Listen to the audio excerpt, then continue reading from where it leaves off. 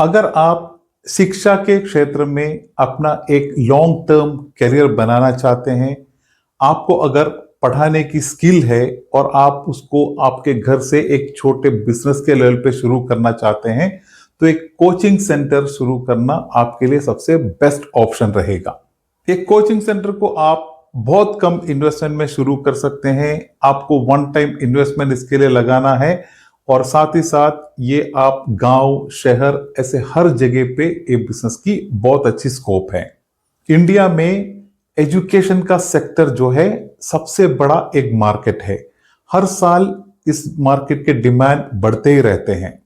हर साल करोड़ों students exam देते हैं। पेरेंट्स जो है कभी भी एजुकेशन पे खर्चा करने में पीछे नहीं हटते और इसके साथ ऑनलाइन या ऑफलाइन दोनों तरीके से इस मार्केट का डिमांड हमेशा बढ़ता रहता है।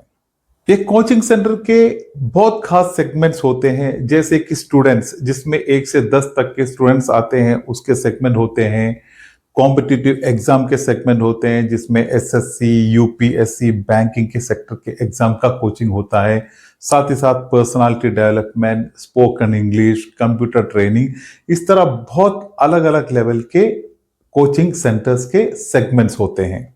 इन सब चीजों को देखते हुए एक बात क्लियर है कि एक कोचिंग सेंटर या एक कोचिंग इंस्टीट्यूट का जो डिमांड है वो अनलिमिटेड है। तो आज मैं आपको इसके पूरे डिटेल के बारे में बताऊंगा। आपको कितना इन्वेस्टमेंट लगेगा, आपको किस लेवल पे इसको शुरू करना है और आगे इसको कैसे मार्केटिंग करना है, आगे इस बिजनेस को कैसे ग्रो करना है।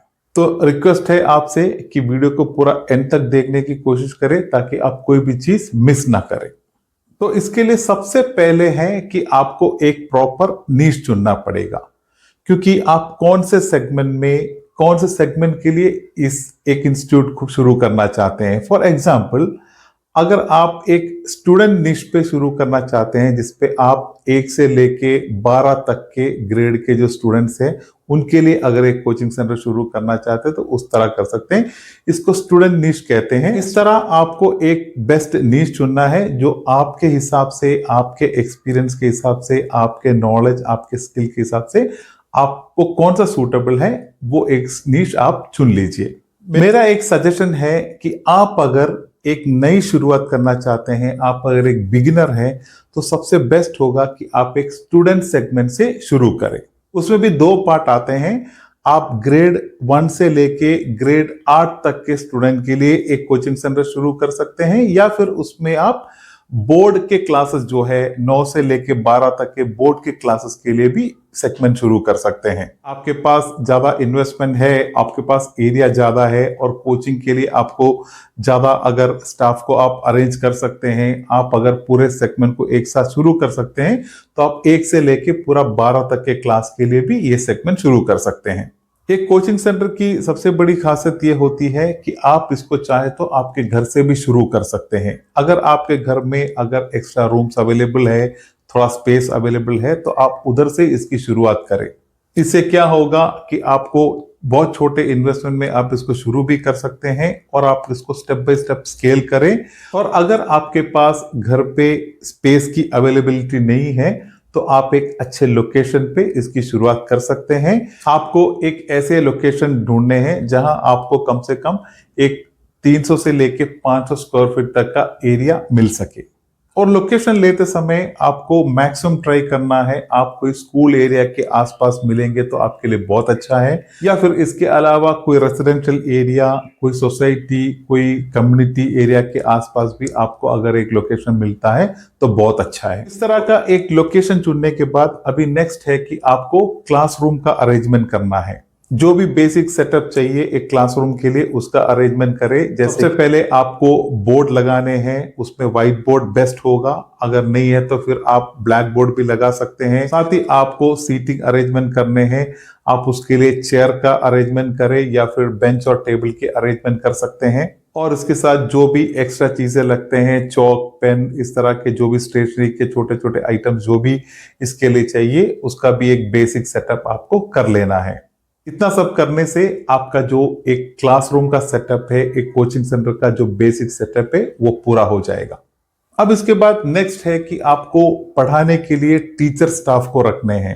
शुरुआत में बिल्कुल कम स्टाफ से ही आपको शुरू करना है।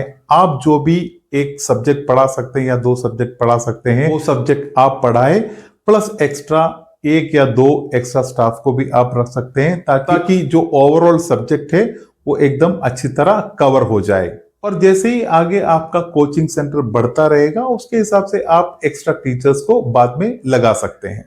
अब इसके बाद सबसे इंपॉर्टेंट पार्ट आपका आता है कि आपको आपके कोचिंग सेंटर को मार्केट करना है। इसके लिए आप क्या कर सकते हैं, आप आपके कोचिंग सेंटर के नाम पे उसके पूरे डिटेल के साथ कुछ पैम्पलेट्स प्रिंट करवाए, जिसमें आपका location, area, address, contact number सभी चीज होने चाहिए।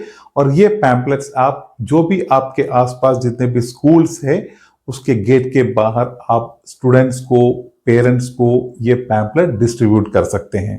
ये सबसे बेस्ट एक ऑप्शन है एक कोचिंग सेंटर को मार्केट करने का। और स्कूल के अलावा जो भी आपके आसपास कोई भी कम्युनिटीज, सोसाइटी, रेजिडेंशियल एरिया जो भी होते हैं, उधर भी आपको आपके पैम्पलेट आपको पहुंचाने हैं, क्योंकि आपके जो कस्टमर्स है वो स्टूडेंट्स होते हैं।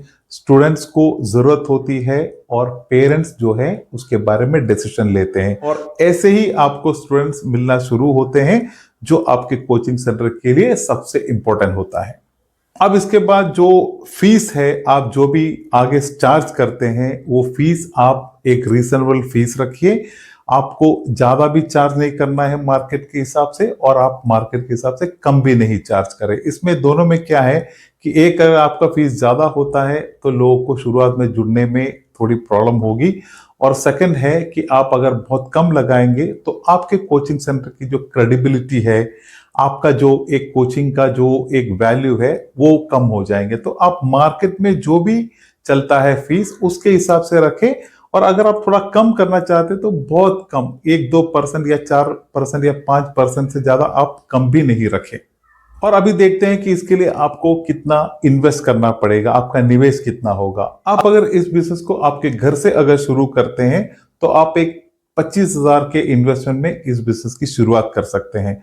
और अगर आप इसको एक अलग लोकेशन पे शुरू करते हैं, जिसमें एक 300 से लेके 500 स्क्वायर फीट तक का एरिया हो, और उसके अरेंजमेंट में आप अगर इसको सेपरेट शुरू करना चाहते हैं, तो उसके लिए आप 70,000 से लेके 80,000 तक के एक इन्वेस्टमेंट में आप इसको शुरू कर सकते हैं। जैसे आप जानते हैं कि एक कोचिंग सेंटर एक प्रोफेशनल सर्विस इंडस्ट्री है, तो सबसे इंपॉर्टेंट जो है आपके सर्विस होते हैं। जो भी आपका फ्यूचर का ग्रोथ है, सभी चीज आपके सर्विस के क्वालिटी पे डिपेंड होता है। उसमें सबसे पहले है कि हर एक स्टूडेंट का रिजल्ट और उनका इंप्रूवमेंट बहुत इंपॉर्टेंट है आपके लिए, और पेरेंट्स को हमेशा एक अच्छा रिजल्ट भी दिखाना है कि स्टूडेंट आपके पास ज्वाइन करने से पहले जो भी थे, जो भी सिचुएशन पे थे, और आपके इंस्टीट्यूट में ज्वाइन करने के बाद उनके पढ़ाई में, उनके स्किल्स में, उनके डेवलपमेंट में जो भी इंप्रूवमेंट आता है, वही आपका सबसे बड़ा गुडविल होता है।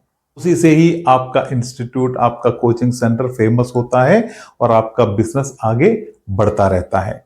मंथली आप प्रॉपर तरीके से टेस्ट कंडक्ट करें, हमेशा पेरेंट्स के साथ जो भी इस तरह के जो भी स्टूडेंट के इंप्रूवमेंट और डेवलपमेंट के बारे में जो भी डिटेल है, वो पेरेंट्स के साथ भी आपको हमेशा डिस्कस करना बेहतर रहेगा। शुरुआत हमेशा आप बहुत छोटे लेवल पे करें, बहुत कम इन्वेस्टमेंट में शुरू करें। आपके कोचिंग से, आपके स्किल से, आपके विजन से आप आपके इस इंस्टीट्यूट को आगे ग्रो करने की कोशिश करें।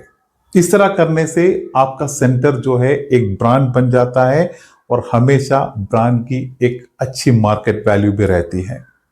और जैसे आप आगे ग्रो करते रहेंगे, उसके हिसाब से आप आगे और सेगमेंट को ऐड कर सकते हैं। जैसे कि आप कॉम्पिटिटिव एग्जाम के लिए कोचिंग दे सकते हैं, आप स्किल्स ट्रेनिंग दे सकते हैं, जैसे कि spoken English, personality development, computer skills, इस तरह के और स्किल्स के लिए भी आप सेक्शन आप ऐड कर सकते हैं। भारत में एजुकेशन का सेक्टर जो है काफी तेजी से ग्रो कर रहा है, और इसीलिए ही एक कोचिंग सेंटर का डिमांड हमारे कंट्री में बहुत ज्यादा है। तो आप में वो इंटरेस्ट है, आप में वो स्किल है, और आप अगर इस तरह के एक शिक्षा के क्षेत्र में अपना करियर बनाना चाहते हैं, तो ये आपके लिए सबसे बेस्ट एक ओपनिंग होगी। यही था आज के टॉपिक के बारे में। जो भी आपको इसके रिलेटेड आपके कोई भी फीडबैक हो, कोई क्वेश्चन हो या कोई सजेशन हो, प्लीज आप मुझसे कमेंट में शेयर करें। तो मिलते हैं एक बेस्ट टॉपिक के साथ, तब तक के लिए धन्यवाद। जय हिंद।